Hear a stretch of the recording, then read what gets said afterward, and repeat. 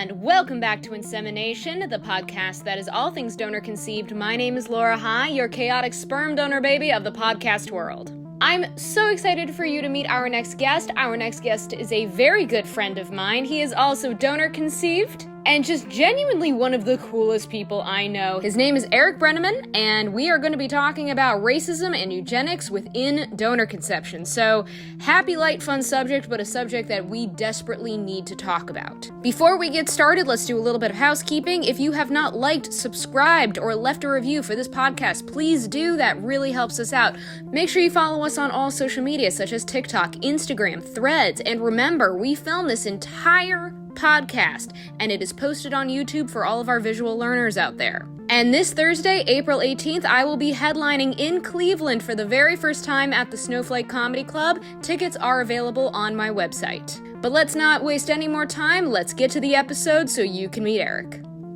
So before letting everybody know, because I want everyone to join in this conversation, Eric and I were talking because I was like, I just got the most wacky comment on fucking TikTok, and I want to share it with everybody.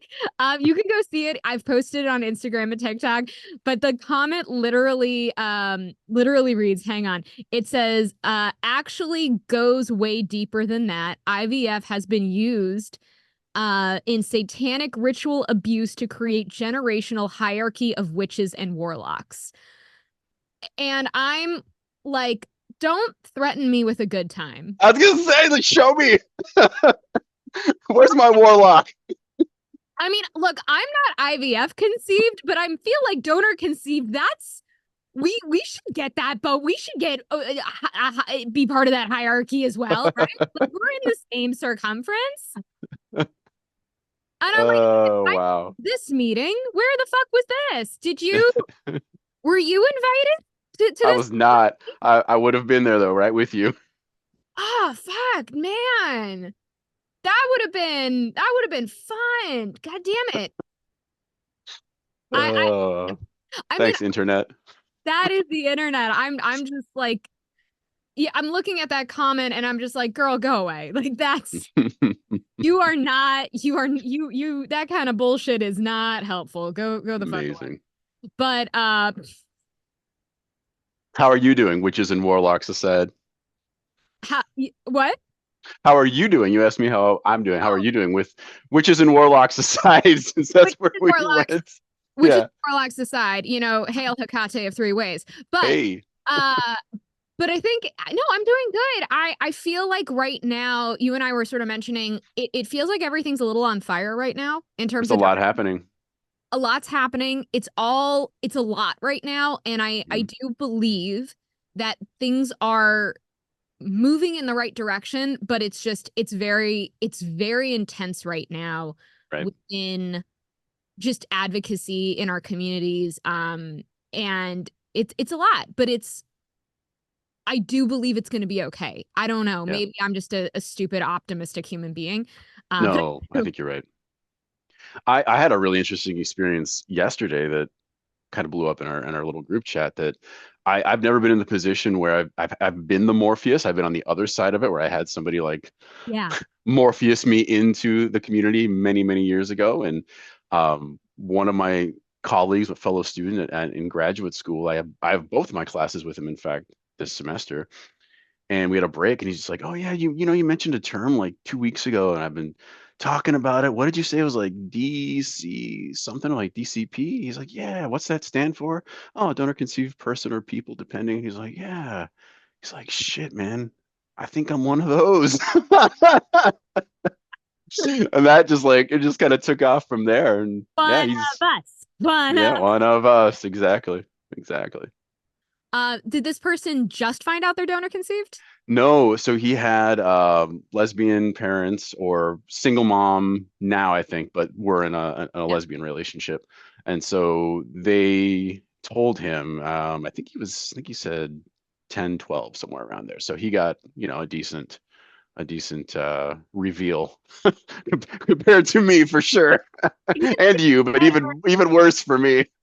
Significantly better. I mean, I was told at 14. Like, I feel like, given my age, like that's pretty damn good. Like, I'm not gonna like turn up my nose up at that one, but that's significantly better than a lot of people in our community. Yeah, you're gonna call whatever's after geriatric is probably where you're gonna throw me. So great, looking forward to that. Well, let's talk about you, my DCP friend. So let's start on your journey. Let's start in on your story. What makes Eric tick besides Hmm. your fantastic NPR voice? Because it Aw. I will say I was very excited to have you on the podcast because I was like, I'm like, I have an annoying fucking voice, but I'm like, it's such a great contrast. I was called Muppet in high school because of my voice. So I'm so excited that I'm like, all right, we have like the smooth stylings of Eric. I think you have a lovely voice, Laura. Yeah, it's funny. Like I did theater much like yourself, and music is the main focus. But then getting into radio and podcasting happened way later. Like this was starting like 7 or 8 years ago, Yeah. where we actually did it in studio. And then COVID shut everything down, and we switched to podcasting by necessity. Yeah. And then it just ended up being way easier, like having to try to pull people together to get to the studio, and people would be late and blah blah blah. I was like, should we just keep doing it like this? I'm like, yeah, let's just keep doing this. So that's the way it's been for like the past 4 years. Um, but anyway, I'll do a brief summary, I suppose. And like, there's other uh, broader MPE and DCP podcasts that I've been on. So Alexis has her DNA Surprises. I did that one sometime last year, and we got in. It was pretty comprehensive. So if people want to listen to the long version, they can go there or elsewhere too. Um, but yeah, it was but so I do identify as a person of color, BIPOC.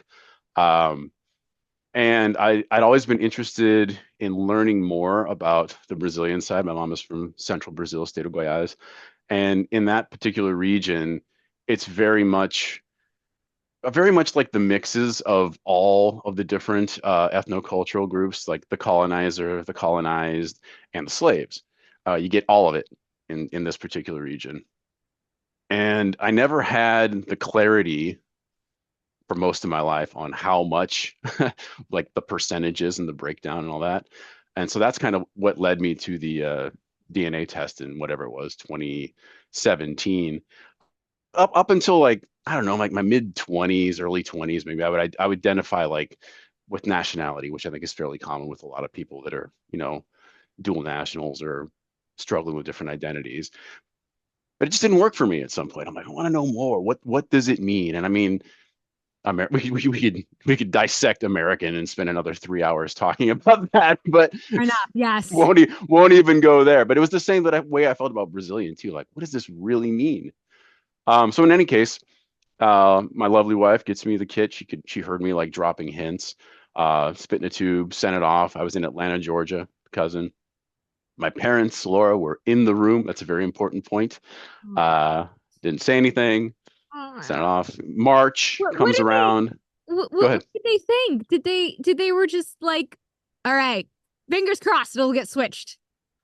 I don't even remember there being a comment. I think it's, you've had other people that have been on the show too that have talked about it. Like they just don't realize how these things work and that somehow it's not going to pick it up. You know what I'm saying? Yeah. Like whatever that mental gymnastics, whatever that piece is that happens.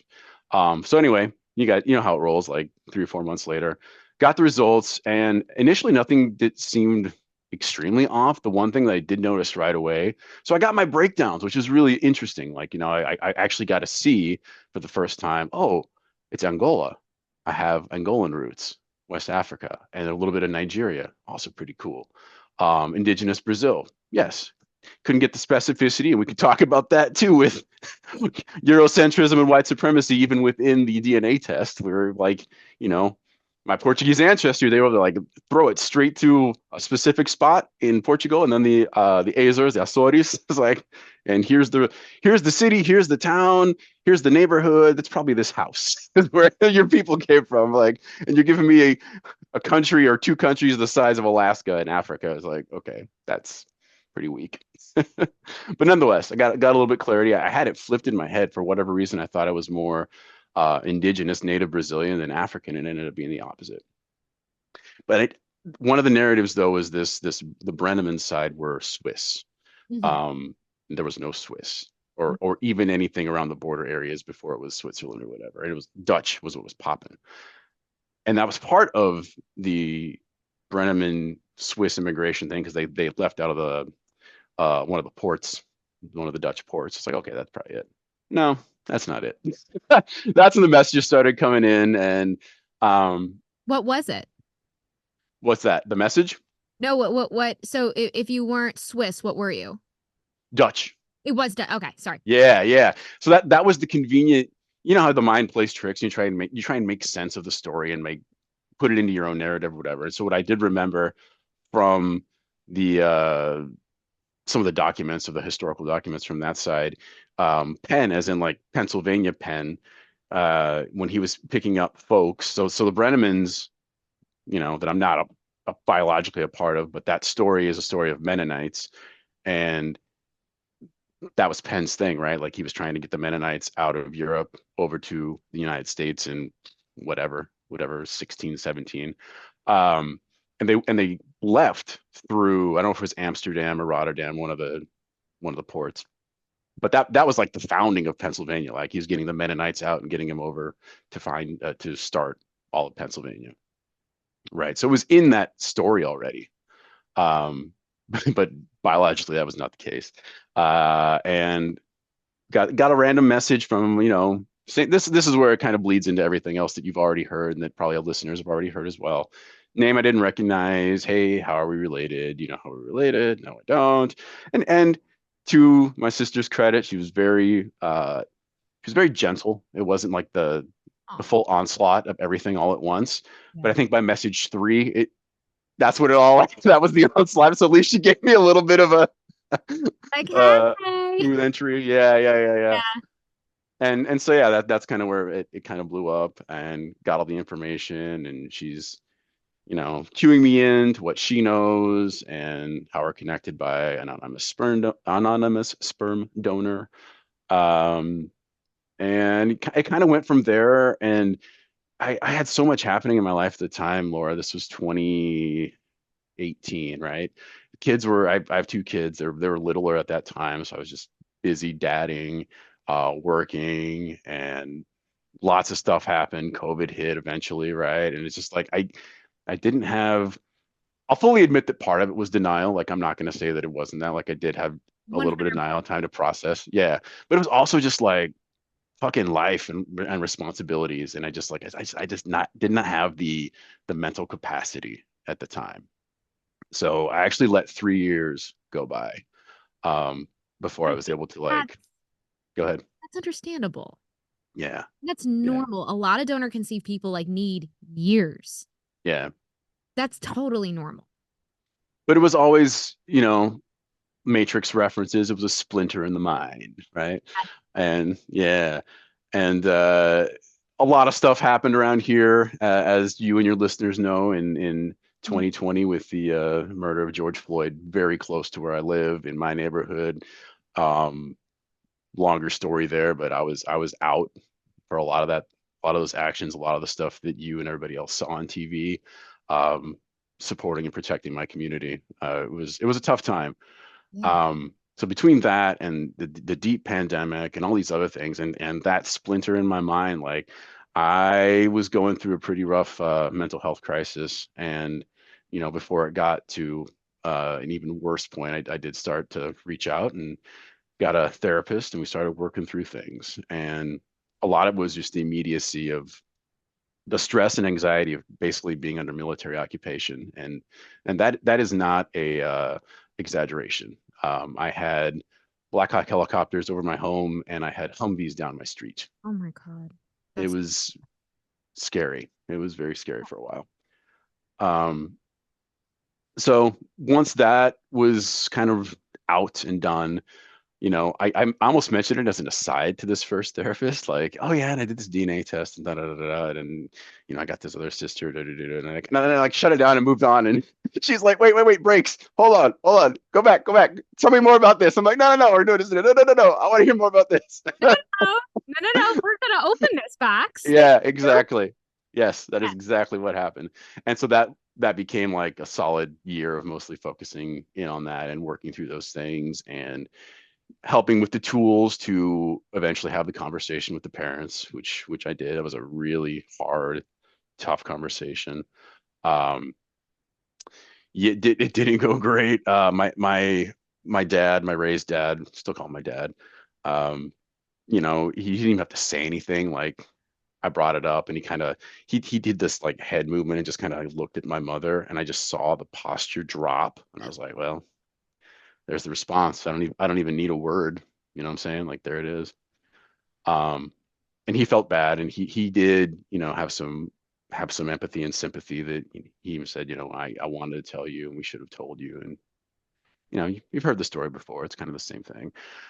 What I did not expect, Laura, was the I don't like to use the word as a future therapist myself. I don't like the word aggressive, but Mhm. um, it was a very strong reaction from my mother that I did not expect. Really came out on the offensive and on the attack.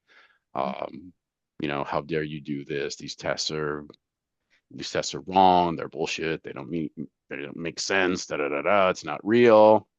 Mhm. That caught me by surprise. And that was really tough. I'm so sorry. And yeah, it's been a while still kind of to work through it. I mean, we're in a better place now.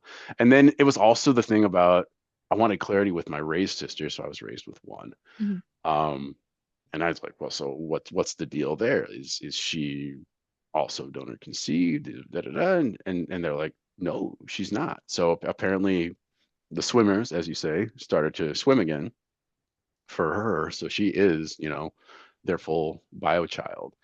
And I'm like, well, she has a right to know that. I'm going to tell her that. And then that set my mom off even more. Got more of it. Like, absolutely not. You're not telling her. Okay. Weird, uncomfortable. Yeah, so that was a rough ride for sure. Yeah. Um, but fast forwarding a little bit, I think things have gotten stable at the very least. They've gotten a little bit better with them. What also happened, which is, the light and the positivity where I really like to spend my physical and mental energy is with the new sibling group. So there's 11 of us total plus my raised sister, so 12, all 12 half siblings. I just call them all my siblings, my brothers and sisters, hermanos y hermanas. And of that number, there's 7 of us that are in regular communication in our little chat group, or whatever. And that was going on through the pandemic. We're all just like Mhm. chaotically trying to meet each other and figure out who likes what, who does what, da, da, da. And it was fun. It was kind of cool. Like, we just hang. But then at some point, I think in 2022, um, oh, I know exactly what started. It was another rough conversation with my mother. I was, it's just in my feels, and my sister and I was like, "Do you want to meet?" I'm like, well, I mean, we meet all the time. And she's like, "No, no, no. I mean, like, let's get together in person. Let's kind of up this ante and make it real." It's like, oh, that kind of meet. Yeah, let's do that. And so that started a wonderful and beautiful relationship that has now continued to present. I've lost the number of times that we've been together, whether it's me going there, her coming here. She's fully integrated into our family, Laura. She just loves my kids, her sobrino. So she is like the super cool, badass auntie and has taken that role unbelievably seriously. Like it is like her thing. And I love her to death. The kids love her to death. My wife loves her to death. We had a new tradition where she actually hosted Thanksgiving in November for the first time, and I hope that continues. It was great. Aw. So having her in my life, like I can't even imagine a life without her now. Like it's just been that impactful to not just me, but my kids and everyone. Like she's just an absolutely crucial part of our lives. And everybody else is as well. I will say as well. Everybody's cool, but with Jay in Iowa, like we just yeah, it's a special thing. And I was talking about this with the Morpheus situation I mentioned earlier. Like I told him yesterday, I'm like, it's so weird for me to say this, but it's the absolute truth that like this human that I've really only known for 6 years and like 2 or 3 years now in person has a closer bond with me than the sister that I've known for 4 decades. Like, how is that possible? Yeah. But it is like that is the reality. There are so many donor conceived people, and I mean so many donor conceived people who end up creating these incredible, strong bond relationships with their siblings. Mhm. And so many of them, it's almost instantaneous, where it's like, oh shit. Yeah. Um, and it's so powerful. And I with like one of my sisters, her and I have not been able to meet face to face. She has health issues. It's not been able to happen yet. But I mean, instantly we were saying, I love you. Yeah. And it was so strong. It was on the phone with her. Yeah. And I can't, and both her and I were like, I can't imagine my life without you. Right. And we had an entire childhood taken away from us. Yeah. That's where the big grief bomb kind of blows up. I totally understand that. Um, I feel like so many donor conceived people feel like, 'cause it's like, shit, I could yeah. have had this my entire goddamn Yep. life. 100%. Ah, 100%. One of the things too that I love about our relationship, which is, not throwing shade at my race sister at all. She's a wonderful person, but we just weren't that close, and we had different interests and all those things. But like with Jack, like she will not take the bullshit. Like she calls me out, and we have like that kind of a sibling thing too, where it's just like, oh, okay, like being checked, like that never really happened to me with a sibling before. So like it's great. I love it. I wasn't used to it, but I love it.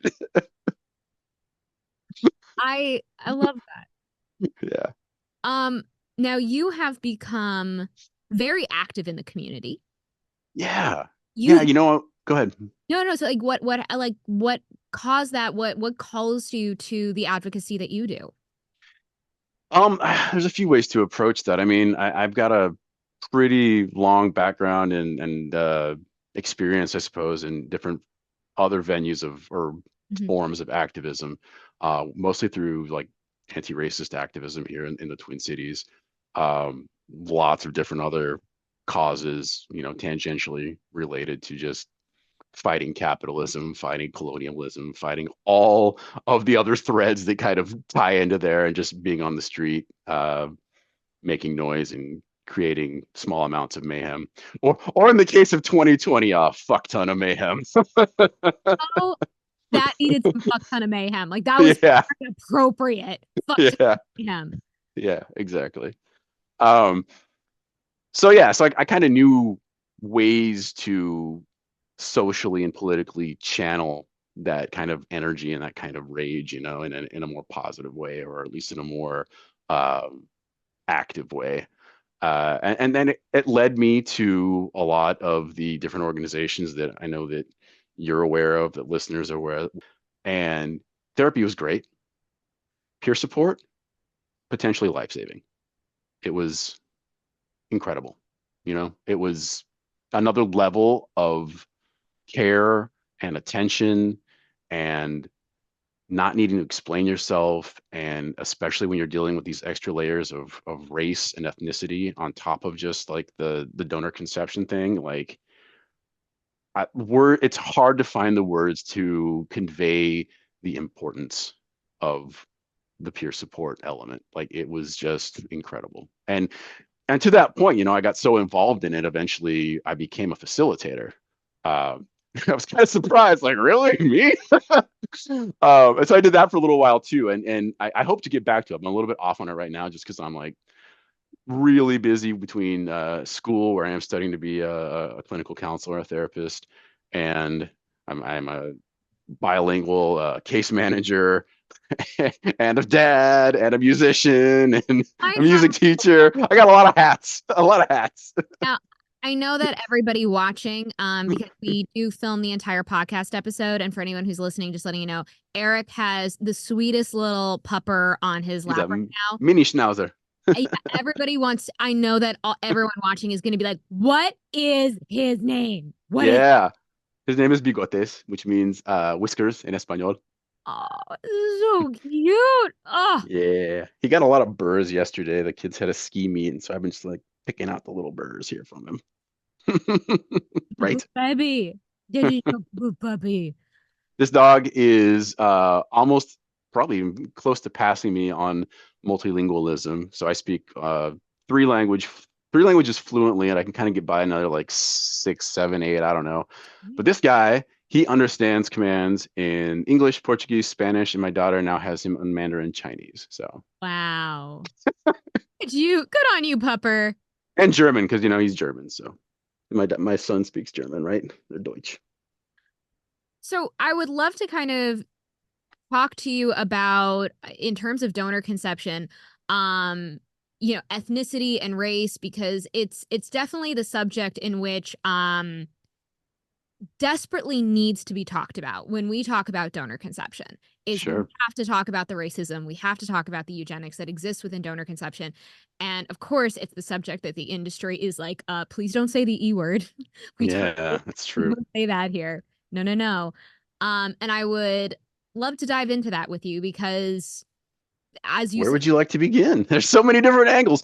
Do you need help finding your biological parents? Whether you're donor conceived, adopted, or an NPE, please contact DNA Angels. DNA Angels is a nonprofit team of genetic genealogists that help you identify your biological parents. And this group is run by donor conceived people, adoptees, and NPEs, so they will emotionally have your back during this process. DNA Angels has identified almost 5,000 biological parents since 2019 using test results from Ancestry DNA. And they are a nonprofit because they believe that your financial situation should not stop you from identifying your family. If you are searching to identify and possibly connect with your biological donor or missing parent, please reach out to dnangels.org. Must be at least 14 to apply, have tested at Ancestry, and presumed parents born in the United States of America. Well, where I, would you like to go? Would you like to start with a little historical like download, or do you want to take it from what kind of angle here? I really want to toss the ball to you and kind of, where do you want to start? How do you feel like it is best to, if this is somebody's first time really learning about this and understanding the racism and the eugenics that is within the donor conception world, Yeah. let's start 101. You lead the way. Well, I think you got to just go back to the entire founding and history, not just of this country, but every country that's been colonized by a European colonial power, and think about what that's done in terms of not just person to person racism, but institutional racism and like the structures built in racism and all the hierarchies built in racism, and eventually leading to like fascism and just these nightmares that continue to exist with us today, right? These are ever present threats that have never left since Europeans ended up elsewhere and in Europe as well, right? That's also worth pointing out. And I say that because it's really easy to pick on the US, but I can do the same thing with Brazil, where my mom is from, right? And where I also, it's part of my identity. Or anywhere else where these different peoples have landed. All that to say is, okay, I will say, I so think yeah, that pointing to the US in this instance is very important since we are the number one exporter in sperm. So I do right. think that There's there that too. is I do think that there is, especially when it comes to donor conception, because you are right. I think that, we can certainly talk about that. No country is innocent with this, but I think specifically with the amount of power the United States has with donor conception, it is very appropriate to really dissect the history here, in my opinion. Well, and I think that you hit on something right there. I think the key word is power.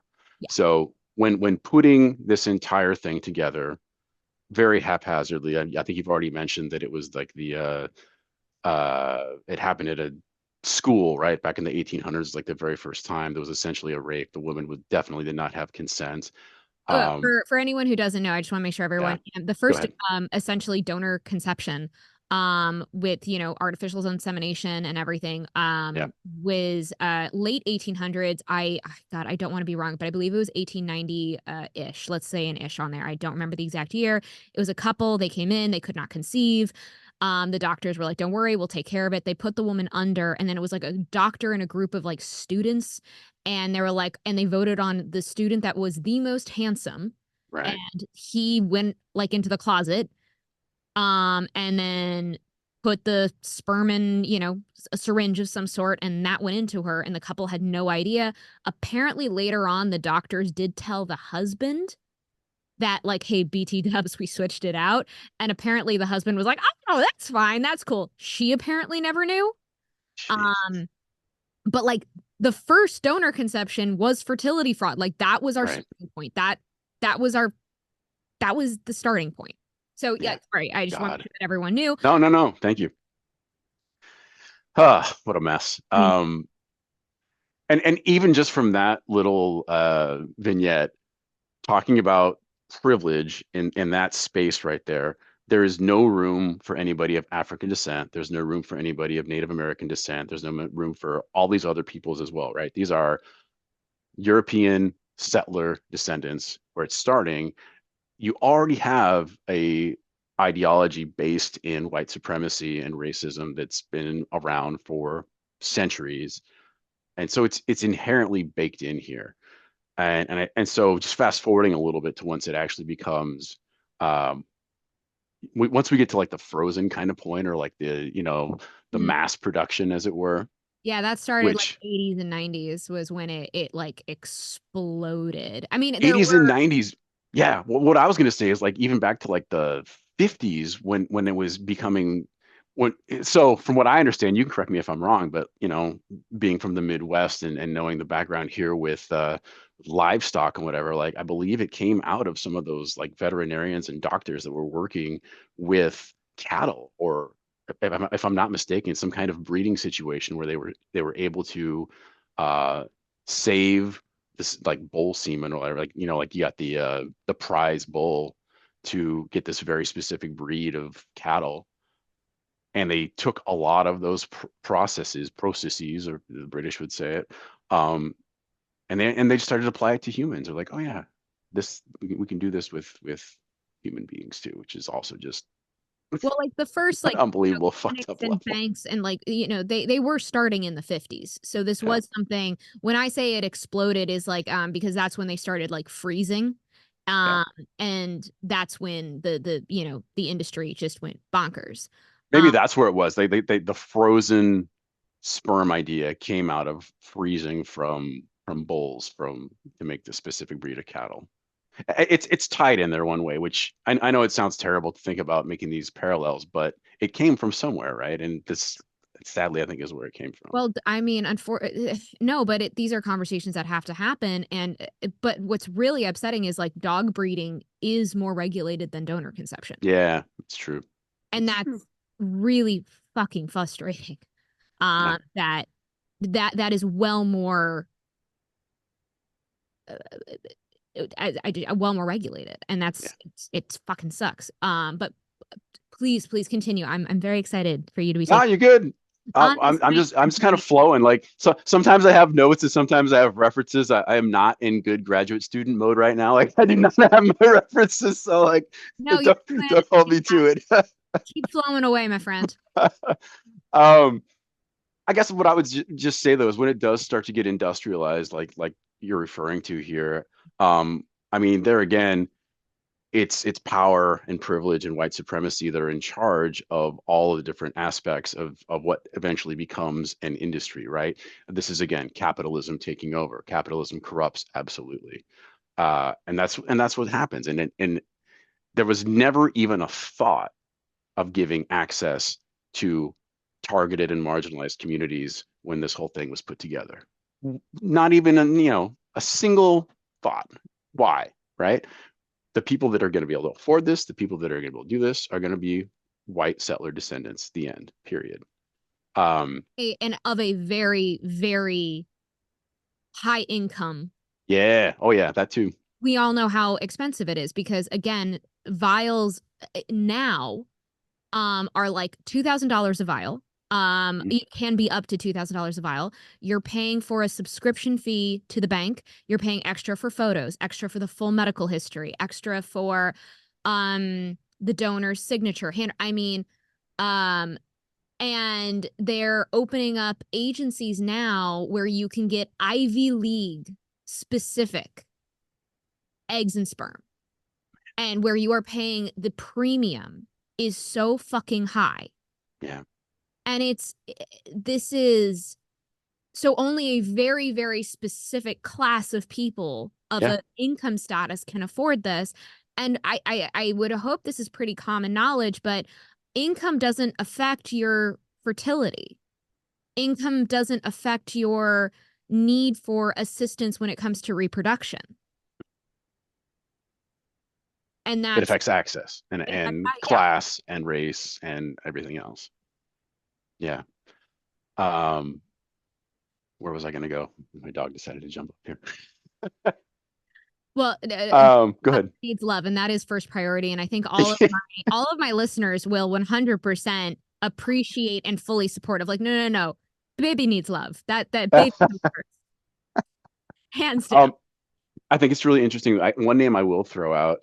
So the way history is taught a lot in this country, I think it's fortunately changing now, but at least like when I was younger, whether it was here or in Brazil, I was lucky to be somewhat educated there and somewhat educated in France. And so to get these other perspectives was really helpful. But people look at eugenics and like extreme violent racism and fascism, and they look at Germany and they're like, look what Germany did. Germany did this. They're the enemy. They're the only ones. Like, how could this happen? And just in Germany, but it's so laser focused on this moment in history, and obviously it was atrocious. I mean, it goes without saying, but it's kind of like staring someone. You know what it is? It is the Leslie Nielsen Naked Gun meme. Nothing to see here, right? You're talking to somebody, all the fucking explosions and all the madness in the background. That's what it is, though. Like you're denying your own history with the complicity of the exact same things, sometimes even worse. I mean, we're talking multiple genocides in this country, or again in other colonized countries, not even mentioning all the horrors of slavery. But the way history is taught, it zeroes in on like this one specific place and this one specific time, like it was an anomaly. It's very frustrating. I mean, Um, the amount of the recipient parents that I know that we've both spoken to, and the donor conceived people that we know, and the recipient parents are people of color who actively were trying to find donors who match their ethnicity, couldn't, and had to use a white donor. yeah, you It's know, when you say terrifying. It's terrifying.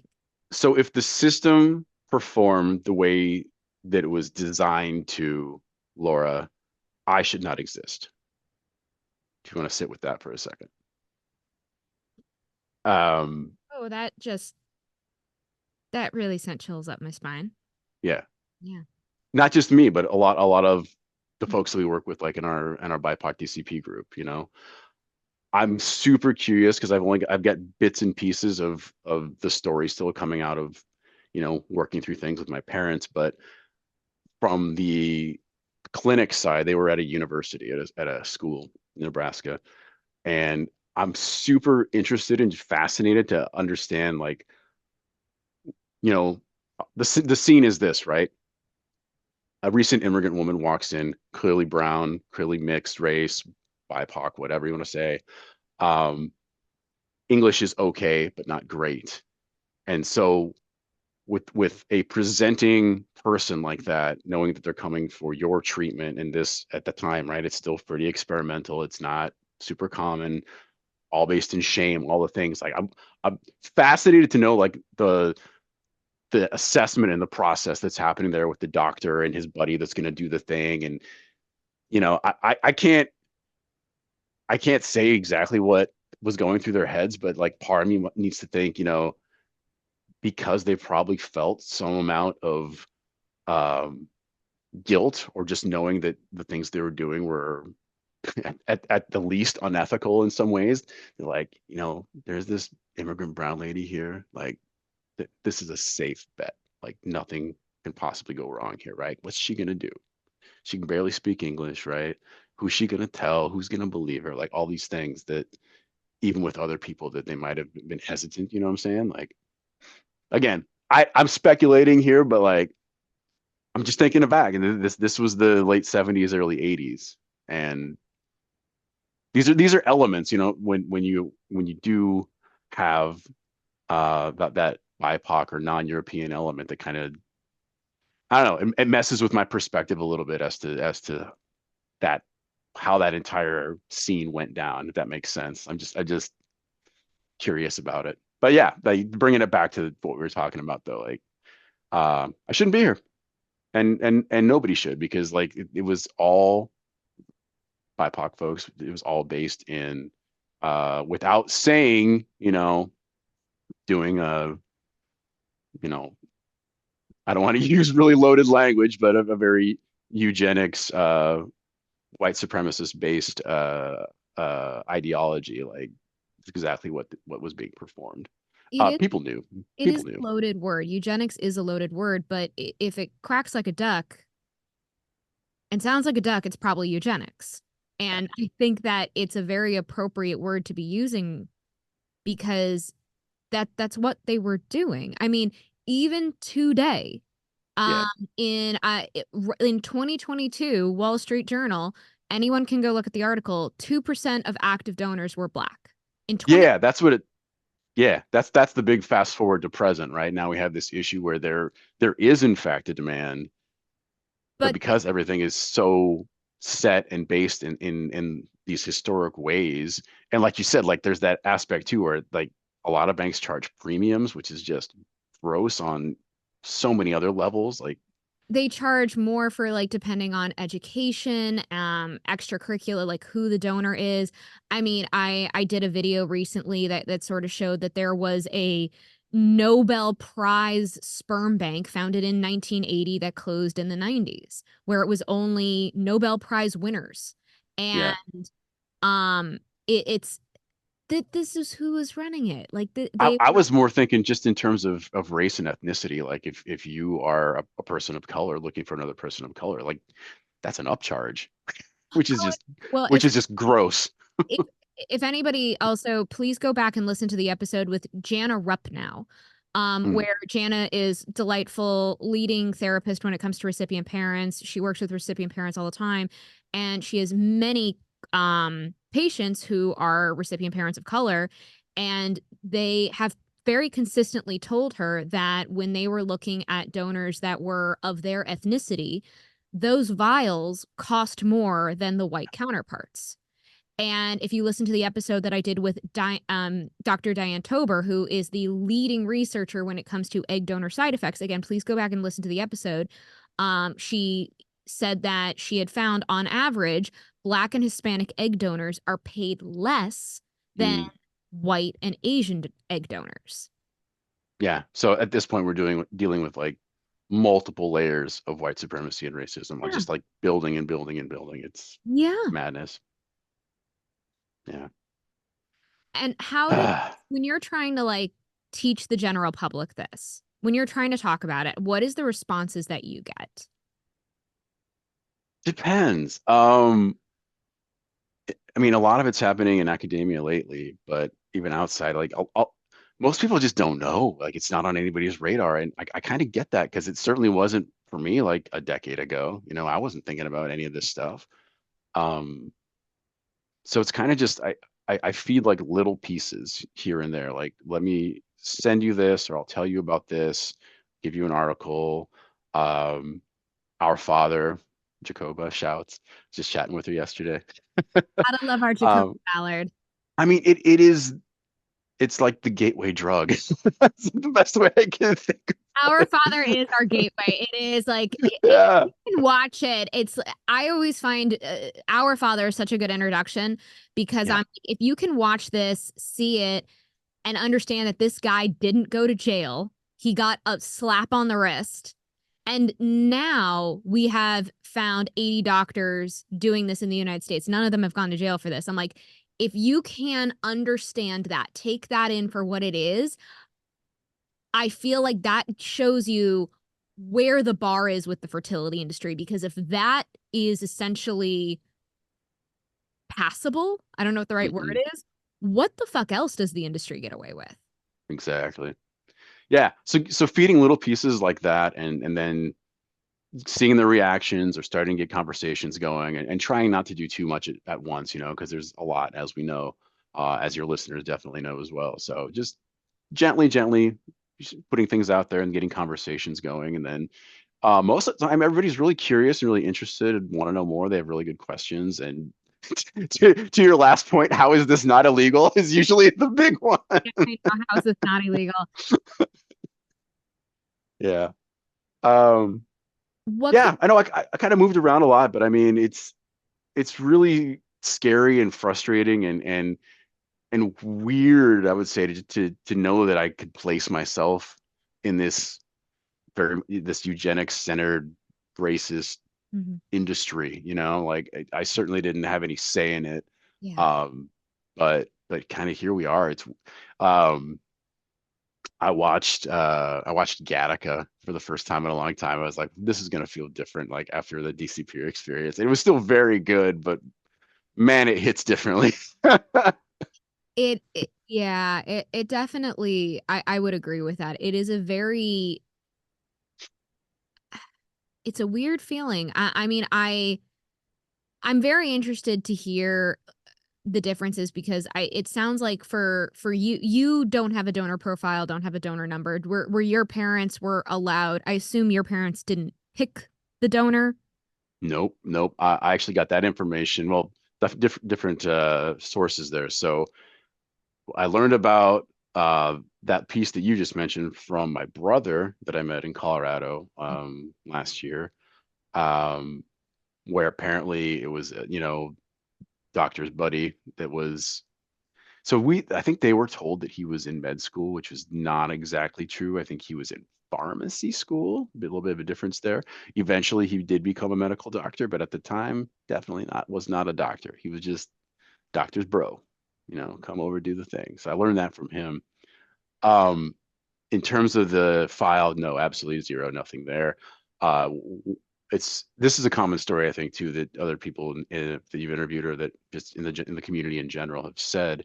We have the rebel auntie that does not agree with her brother, who is, our bio. I call him the gamete profiteer. It's my favorite. I was about to ask you because I always want to know what Yeah, all of my donor conceived community likes calling that person. Do you like, so you use Gamty profiteer, gamete profiteer. Yep, Gamete yep. profiteer? Okay, all right, Yeah, thank you. it's like I will. literal. Gamete profiteer. I love it. Do we know how much he made? Do we know how much? Ah, I don't know. I'm sure he got a lot of good beer though, and probably went to some Nebraska football games out of it. I would imagine that was where it was spent.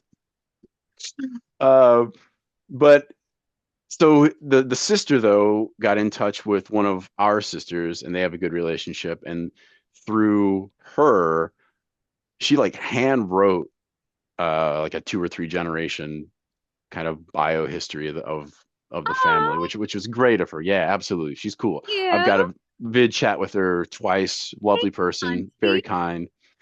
But I mean, were it not for that, I'd still be rolling on zero, like so many in our community are. Yeah. Yeah. Well, thank you, Auntie, if you hear this. That was wonderful. We appreciate when I would say the uh when the profiteer's family steps up, it Right. always means, I find that to be just so heartwarming. Because there is a recognition of just like, shit, they deserve some answers. And Yeah.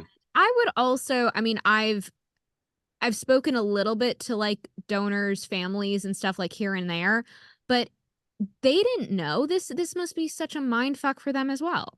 Right. Right. That was basically her stance. Uh, And the fact that he wanted to, it's the same story. I protect the family, protect the family, protect the marriage, like that whole thing. You've heard it all before. Um, and she just didn't agree with it. She's like, what about all these people that, it's not just you, they're related to me too, Yeah. right?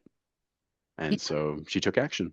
I love this. I love her. Where is she and where can I send some wine and a fruit basket? Oh, I can tell you that later.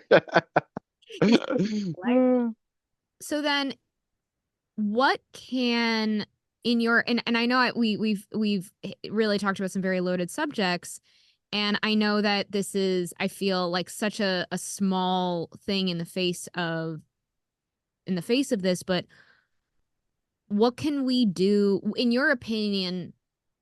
What can we do to fix this? What can we do to deconstruct the fertility industry in its extraordinarily toxic, racist Mm. eugenics ways to create a more ethical system.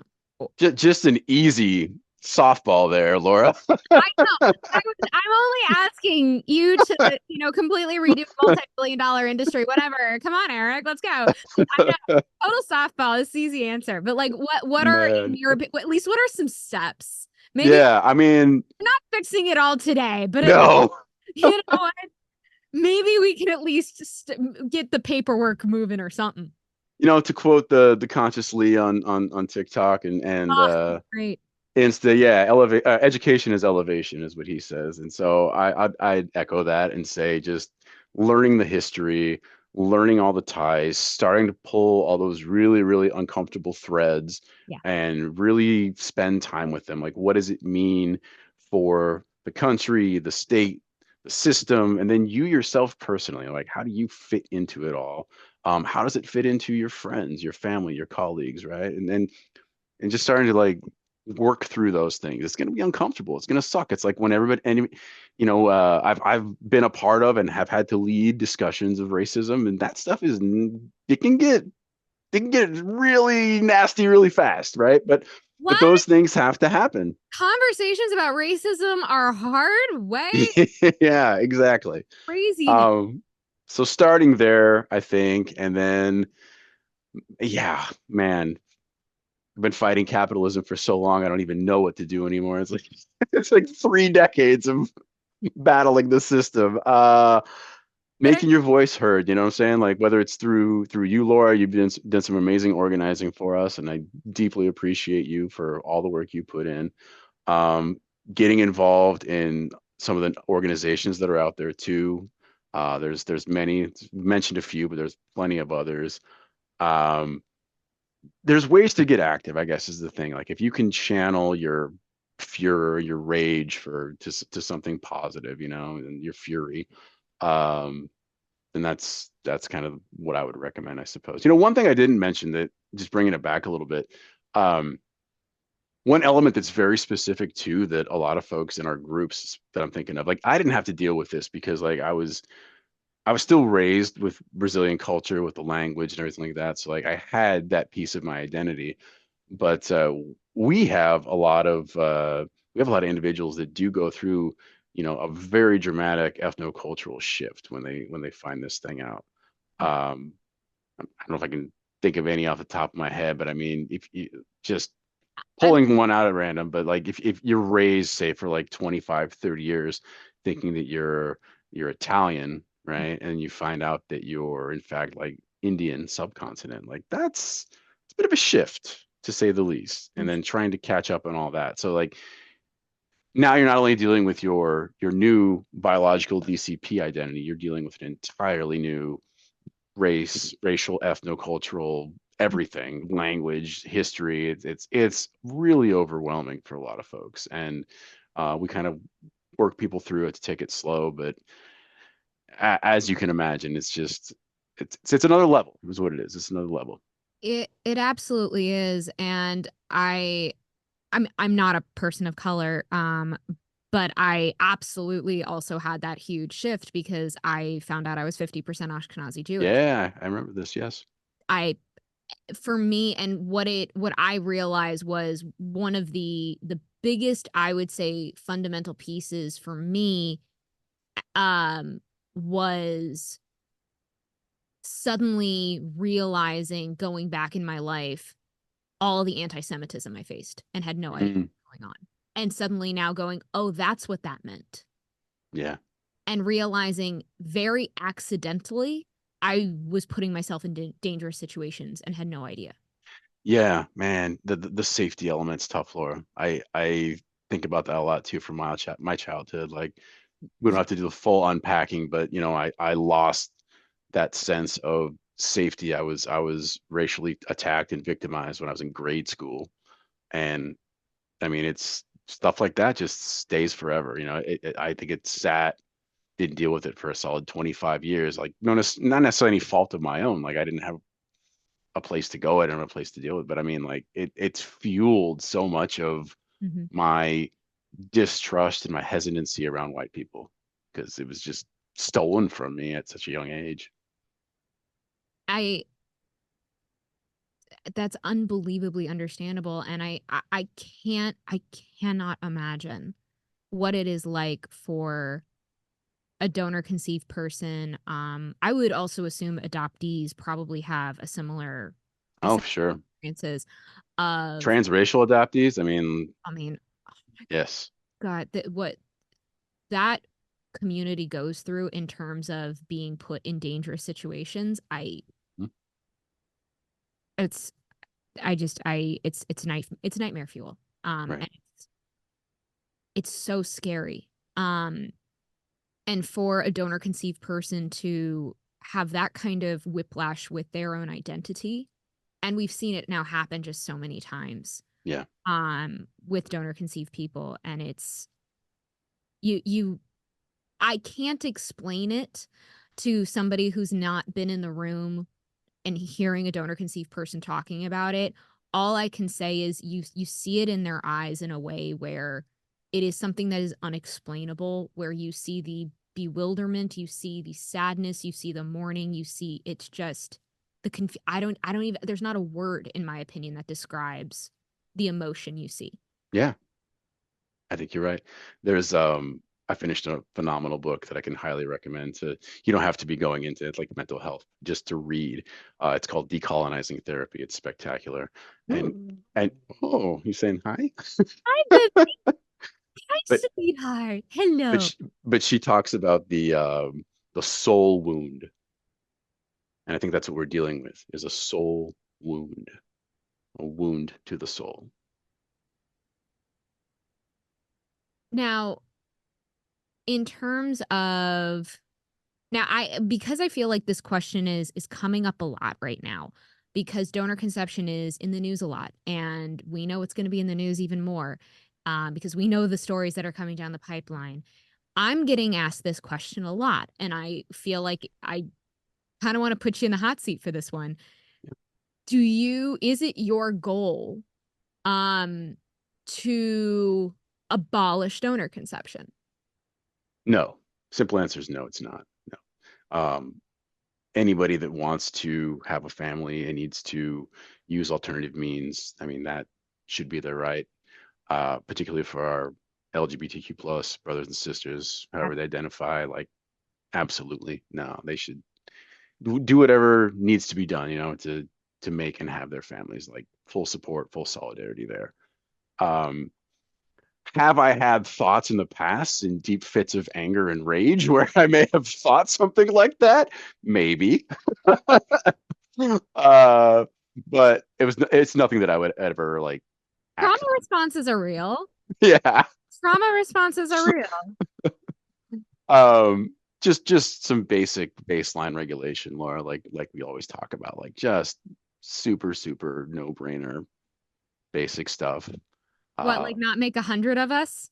Yep, that's the big one is the sibling limit. Getting a number like I mean, we got Colorado bill at 25, right? That even seems fucking so big to me. Like 25, like I can't even think of anyone that I know. Well, maybe one person that has more than 20 or 25 regular kids. Like It's funny you it's guys too know much. this isn't a 25 sibling cap, it's a 25 family limit. So, Oh, that's right. So it could still be, yeah, so it exactly. still be 50 fucking kids. Exactly. Yeah, I mean, yeah, but we know that that was not the starting number. That's what it had to be negotiated to because that was a rough time, and yeah. I'm so proud of the council on what they did, like, and it's what everybody says, they're like 25 family limit, that's still insane. I'm like, but you know what, they at least got a number on the fucking books. That's right. We It's needed a baseline. we needed a baseline because I mean we know how big the pods can fucking get. We Yes. need a baseline. Yes. We desperately need one. And it the fact that we are being fought on a family limit to me is mind-boggling. Right. I mean, I agree. I Same with agree. fertility fraud legislation. I'm like, I we can't even, And there's so and I'm like, if we can't even agree on fertility fraud legislation, how are we even going to start having the conversations about racism and eugenics? Yeah, How can we even start bringing in intersectionality when we can't even do this? I know. It's deeply frustrating. Yeah. I feel it for sure. Yeah.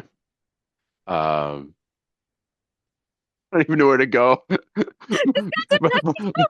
Bring me up. These are the downers. I need an upper. But you've been working on stuff. You've been actively like you're not just education, you're also working on bills. Yeah, it's we got some stuff brewing. I guess that's what I could say about that. May or may not be some things in process, as the lawyers would probably want me to say. But Okay, all right. yeah, we're So if doing you stuff. wanted to stay up to date with your bills and stuff and as because we want to always listen to our lawyers, um where can we find you, support you, learn more from you? Sure. Well, Insta's a good place to go. I'm at Eric SB Musica there. But in terms of like a lot of the policy things, I mean, the USDCC is probably the place to go. And you too, Laura, like you fit into this whole thing as well. Honestly, like you are one of the sons in the community that we all revolve around. Like Oh, that's you way too are. much pressure. It's true though, and you're doing a great job. I know it's a lot, but you're I'm doing a lot for everyone else too. And I think it's important that we recognize you in that way too. So I appreciate you for everything. I can't look at you in the face right now. It's like too many compliments. It's too many compliments. Yeah. I don't do well with those compliments. But thank you. It means a lot because I mean, I don't know if like you and advocacy have this as well, but I'm sure like you have these moments where you have like the existential crisis where you're just like, am I doing anything right? Oh, daily basis. I think that's part of being like between mental health and activism and art. It's just like, am I doing enough every day? Doing enough? Am I doing anything right? Am I Yeah. anything? Am I accomplishing? And it does get and I'm sure because like I mean we're talking about dark subjects. It gets heavy, man. Yeah. It really does. And I mean, if you're running peer support groups and you're hearing these donor conceived stories, I'm not kidding when I say this. Every day right now, because we're in the middle of sibling season, every goddamn day, I'm getting a new message from a donor conceived person saying, I just found out I'm donor conceived. Mm, There I have like a little spiel that yeah. I always DM everybody. I always, ask everyone, I'm like, well, what are you looking for? What are you, what are you? And this is like if somebody is listening to this and they just found out they're donor conceived, the number one thing is like I know like you have to take it at your own pace. Like even Eric said that it took him 3 years For to kind years. of marinate with it. Never do something that like you have to listen to yourself. But the biggest thing, and you can do this in multiple different ways, is I cannot recommend enough connecting with community. Oh yeah, I will echo that. I think part of, there's positives and negatives on that whole 3 year thing that you mentioned. And I think the big negative is it led to far more isolation than I probably should have, not probably, than I should have given myself, because dark paths come up very quickly when you start to isolate in whatever form that may be. And I could have discovered those communities, Yes. poof, at least a year or two earlier. And, you know, I don't know how much it would have changed, but there was darkness. That's all I'll say. It could have come earlier. I will say, like, hands down, the most healing thing for me, and like, I really came into the donor conceived world feeling like I was fine. Like, I was like, I got no issues with this. I found out when I was 14. I don't care. And then I joined the community, and it was suddenly like there was stuff actively getting healed in me that I didn't even know was there. And then suddenly I was like, oh, look at that. There's pieces swimming, coming back into me that I didn't even know I was missing. But for me, one of the most healing moments and the thing that I will never forget with our, because you were there for the protest in New Orleans was having our community together and just actively supporting each other was one of the most heartwarming, healing experiences I have ever experienced in my Yeah, entire. agreed. I think about that regularly, Laura. It was a wonderful, wonderful time. I Yeah, don't want to give away, like, I don't want to tell personal stories, but it was there. We had a lot of donor conceived people actively, publicly telling their story for the first time first time, right? and watching their journey of like going to and saying their story for the first time and watching them being very nervous and very visibly kind of like shaking. And then by the end of the protest, they had found their footing. And that was like one of the most humbling experiences to watch everyone's journey with that.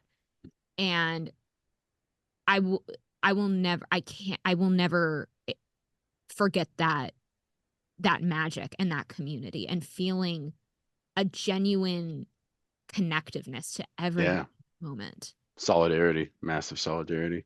It was so cool to well, so many of you that I've worked with and that I've seen, but just in this kind of like a distant video chat setting, and but to have it in person and just another level. I mean, it's very similar to like with the actual siblings, you know, talking to them on Zoom or whatever versus meeting them in person. It's just completely different, and yeah, it was really special. If there is somebody out there that is a donor conceived person of color and they're feeling lost, they're feeling confused, Yeah, what would be your advice? What would you tell them right now? you can reach out to me. You can reach out to my colleague Max. Reach out to DCC. We have a very specific group for BIPOC DCP. Um, and we'll embrace you. And you can come at it slow. You might have a full, you know, hurricane of feelings and emotions. That's totally fine too. It's like whatever the spectrum is, you're welcome just to be present, and we'll hold you. We'll hold I the love, space and we'll hold you. I love that. Yeah. And I'm obviously I'm not part of that group for very obvious reasons. But I will say that you are genuinely one of the most open, kind people, like hanging out with you and meeting you in person for the first time. It felt like I had known you for years. So I can only imagine how warm your peer support is in that kind of group setting. Oh, that's kind of you. We were And a little hungover in New Orleans. We hit New Orleans pretty hard. I don't know what you're talking about. Take advantage of that at all. I know. The way I timed it out with the whole blues fest too, I was just like, this is happening. I'm making all the things happen all at once. Oh my gosh. Yeah, we didn't enjoy, yes, the New Orleans vibe at, yes, no. We especially Such like a good after time. the protest, we were a little drained and it Yeah, was like, oh, we need to replenish in a few ways. it was such a good time all the way around. All the way around. Taking Jacoba to the shows was one of the best experiences. It just I couldn't tell if I was watching her more than was actually like the music on the stage. I was kind of going, you know what I'm saying? Like going back and forth. I was more watching her, watching and commenting on the show. That was a great time. I love Jacoba. She is just, girl is just she's just like this ray of sunshine. Like she's just like I adore. Yeah. Well, Yeah. Then Vic and Aaron and I tore it up too. We were like three terrors out there. We had a good time. Well, I don't want to name the donor conceived person you did, but you got one of our donor conceived one of our donor conceived communities a little schnockered. There's I don't know which one you're referring to, but there are more than one. I think. Yeah, Yeah, you I'll and take Aaron, responsibility. bad influences. It was yeah. It was we did New Orleans the way New Orleans needs to be done. That's I'll leave it there. That's fair enough. I feel like that was needed. Yeah, Um, well, Eric, thank you so much for coming on. Is there anything absolutely. before we sign off? Was there a question that I didn't ask you that you're like, ooh, this needs to be said? Um, Not sure. You know, at some point in the near future, like if people want to reach out and stay in touch, like I will be. I mean, my plan is to be a practicing therapist at some point. So, you know, that will happen. So if depending on what capacity people want to meet me at, I might be able to meet you in that way, specifically working on whatever the issues you may bring regarding donor conception or being a person of color, BIPOC, DCP. Like, that's going to be one of my areas. So that'll happen. Amazing.